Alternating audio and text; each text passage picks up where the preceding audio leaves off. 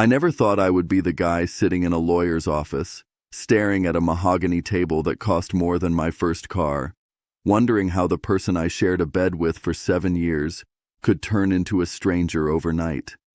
You hear these stories, don't you? You see them in movies or read them online and you think, that's terrible, but it would never happen to me. I know my wife. I know her heart. That was my mistake. I thought I knew Elena. I thought her ambition was a fire that warmed our home, but I didn't realize it was actually a wildfire waiting to burn everything I had built to the ground. It wasn't just a betrayal of the heart. It was a systematic, calculated dismantling of my life, my finances, and my sanity, executed by the one person who promised to protect them. And the worst part, she smiled the whole time she was holding the knife. It started with what felt like the happiest moment of our lives. I had spent 5 years grinding away at a tech startup, living off instant noodles and anxiety, building a software platform from nothing. Elena was there, or so it seemed. She was the glowing face at the dinner parties, the one telling everyone how proud she was of her genius husband. When the acquisition offer finally came through, $12 million from a major conglomerate, I thought we had crossed the finish line. I remember popping the champagne in our cramped kitchen, crying tears of relief, holding her tight. I whispered to her that she would never have to worry about money again. She whispered back that we were a team. I believed her. I didn't see the way her eyes didn't quite match her smile, or how she was already looking past me, toward the life she felt she deserved, a life where I was just a stepping stone she was getting ready to kick away. The shift was subtle at first, like a crack in a windshield that you ignore until it shatters. It began a month after the money hit the bank. Elena suggested we needed help managing our new wealth. She introduced me to Marcus. Marcus was slick, a venture capitalist with a tailored suit and a smile that showed too many teeth. He was an old friend from college, she said. I was naive. I was good at code, good at logic, but I was terrible at reading people who specialized in deception. I trusted Elena, so I trusted Marcus. We set up new accounts, diversified portfolios, and created holding companies. Elena insisted on being more involved in the finances. She said I deserved a break, that I should focus on my hobbies, maybe take up golf or travel, while she and Marcus handled the boring paperwork. It sounded like love. It sounded like she was taking a burden off my shoulders. In reality, she was blindfolding me. 3 months later, the atmosphere in our house changed. Elena became distant. She was always busy with meetings, always texting, always shielding her phone screen. When I asked her about it, she would gaslight me, telling me I was being paranoid, that I was suffocating her, that she was just trying to secure our future. She started making me feel small. She would make subtle digs at my appearance, my lack of social grace, comparing me to Marcus, who was so charismatic and understood the game. I started to feel like an intruder in my own marriage. I found myself apologizing for things I hadn't done, walking on eggshells, desperate to get back to the warmth we used to have. I didn't know that the warmth was never real to begin with. The explosion happened on a Tuesday. I came home early from a rare solo trip to the coast, a trip Elena had encouraged me to take to clear my head. The house was too quiet. I walked into my home office and my stomach dropped. My safe was open. My personal laptop was missing. Documents were scattered across the floor. My first thought was a robbery. I panicked, reaching for my phone to call the police, but then I saw a manila envelope sitting squarely in the center of my desk. It had my name on it in Elena's handwriting. My hands were shaking as I opened it. Inside wasn't a love letter or an explanation. It was a petition for divorce. And not just a divorce, a war declaration. She was freezing my assets. She was claiming emotional abuse. She was demanding 70% of everything, plus alimony, the house, and the rights to future royalties from my software. I stood there, reading the legal jargon that painted me as a monster, and I couldn't breathe. Then, my phone buzzed. It was a notification from my bank. Access denied. I tried another account. Access denied. I checked my credit cards. Canceled. In the span of a weekend, while I was away trying to find myself, she had executed a coup. She had drained the joint accounts, moved the liquid capital into offshore trusts we had set up for tax purposes. Trusts that, I realized with a sick feeling, required both signatures to access, unless one party was deemed mentally incapacitated or under specific legal duress. She had triggered clauses I didn't even know existed. I drove to her parents' house thinking maybe she was there, maybe this was a mistake. Marcus's car was in the driveway. Through the window, I saw them. They were clinking wine glasses. Elena was laughing, a free, loud laugh I hadn't heard in years. She wasn't grieving the end of our marriage. She was celebrating the success of a heist. I didn't go in. I didn't scream. A cold, hard numbness washed over me.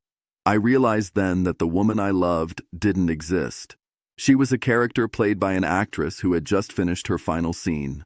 I drove away, parked in a cheap motel because my cards didn't work, and used the last $50 of cash in my wallet to buy a prepaid phone. I sat in that dingy room and cried until I was dry. Then, the tears stopped, and the anger arrived. It wasn't a hot, fiery anger. It was cold. It was absolute. I decided then and there that I wouldn't just survive this, I would correct it. The next few weeks were hell. I had to borrow money from my estranged brother just to hire a lawyer. Elena's legal team was aggressive.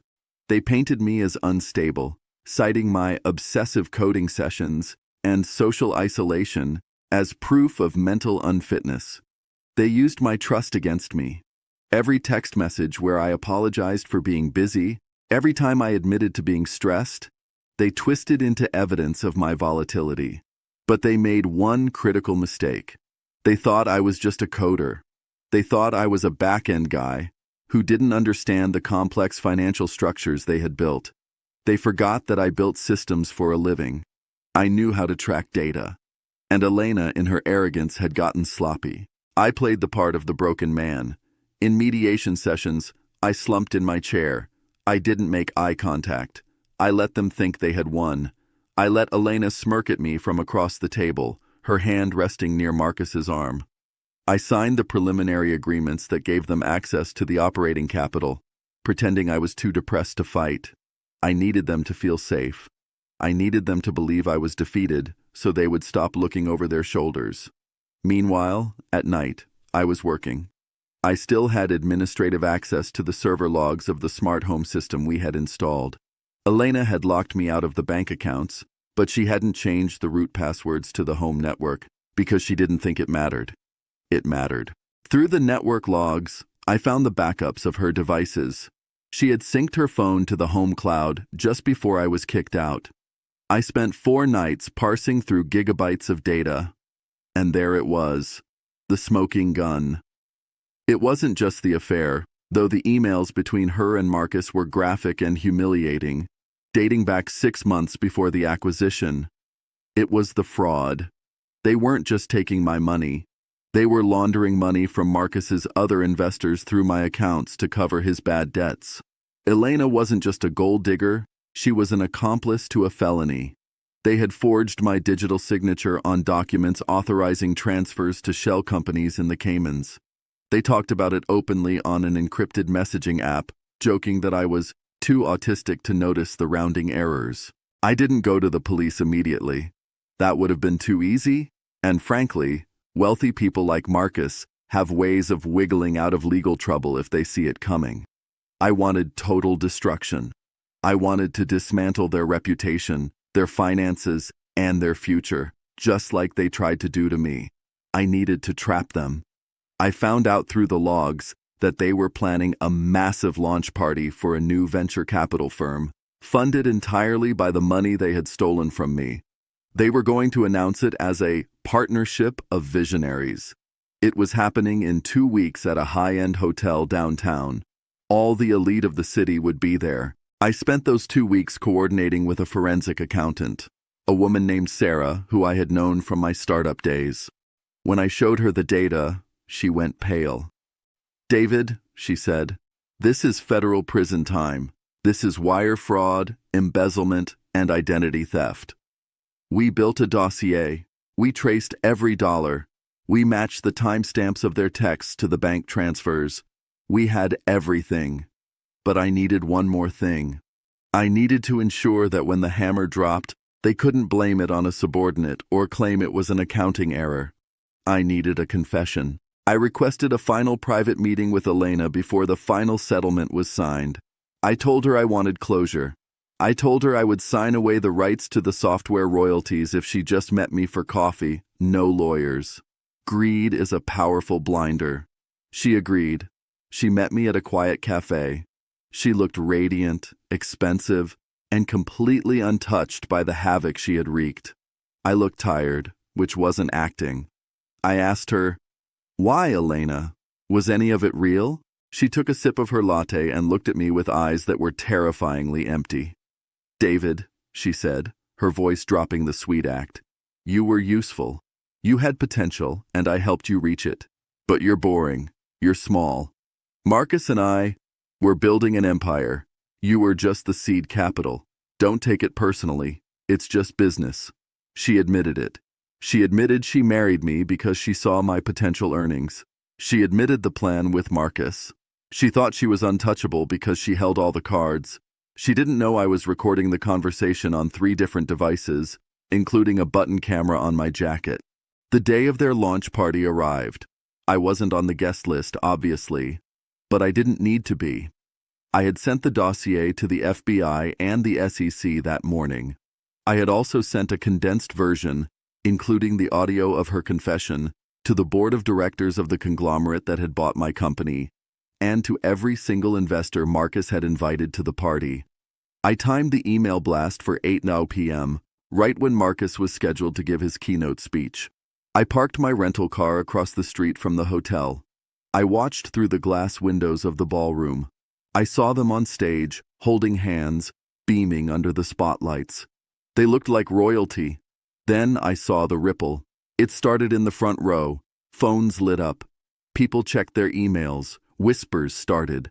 I saw a man in the front row, one of the city's biggest investors, stand up, look at his phone, look at Marcus with a face of pure disgust, and walk out.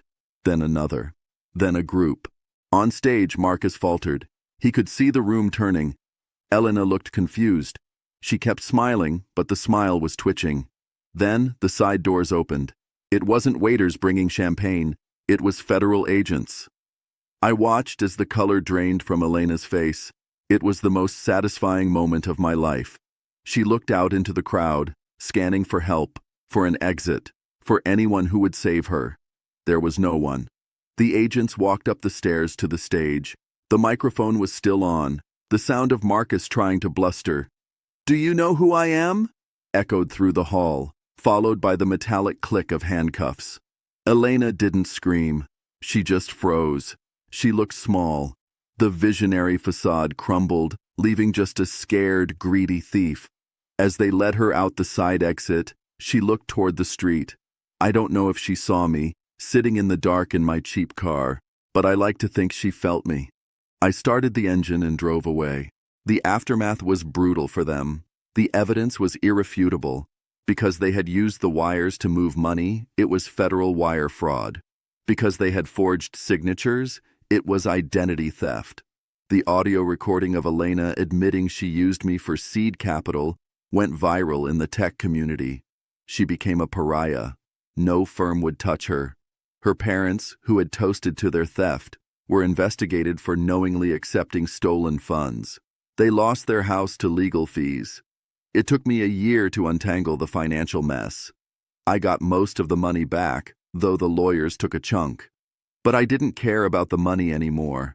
I cared that I had reclaimed my reality. I wasn't the crazy, incompetent husband. I was the architect of their downfall. I live a quieter life now. I bought a small place in the mountains, far away from the city and the noise. I still code, but I do it for me. I don't trust easily anymore. I check the logs. I read the fine print. But I sleep soundly. Sometimes I look up Elena's name. She's currently serving a 5-year sentence. Marcus got 8. I heard she sends letters from prison, claiming she's changed, claiming she still loves me, asking for money for her commissary account. I don't burn them. I keep them in a box. They are a reminder. A reminder that the person sleeping next to you can be your worst enemy, and that the only person who will truly save you is yourself. I learned the hard way that love is blind, but revenge is 20/20 vision, and I have never seen anything as clearly as I see my freedom now.